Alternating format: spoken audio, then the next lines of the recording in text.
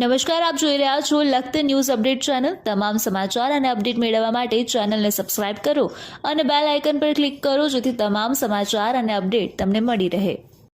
લખતર ગામના ઐતિહાસિક સ્થળ બાપુરાની દેરી પાસે આવેલ ભવાઈ માતાજીના વડમાં હોમાત્મક નવચંડી યજ્ઞનું આયોજન કરવામાં આવ્યું। સમગ્ર ગુજરાત રાજ્યમાં વસતા લખતરિયા વાણંદ પરિવારના શ્રદ્ધાળુ મહિલા પુરુષ સદસ્યો મોમે માતાજીના મઠમાં ઉપસ્થિત રહ્યા। લખતર ગામથી બજરંગપુરા વણા તરફ જવાના રોડ ઉપર આવેલ લખતર ગામના ઐતિહાસિક સ્થળ એવા બાપુરાની દેરી પાસે આવેલ મોમે માતાજીના મઠમાં હોમાત્મક નવચંડી યજ્ઞનું આયોજન કરવામાં આવ્યું હતું। એક દિવસ પહેલા ચૈત્રી નવરાત્રી પૂર્ણ થઈ છે ત્યારે લખતરિયા પરિવાર દ્વારા જ્યાંથી રામદાસ બાપુની દેરી પાસે મઠ બનાવી મઠમાં મોમે માતાજીની સ્થાપના કરવામાં આવી છે ત્યારથી દર વર્ષે ચૈત્રી નવરાત્રી નિમિત્તે હોમાત્મક નવચંડીનું આયોજન કરવામાં આવે છે।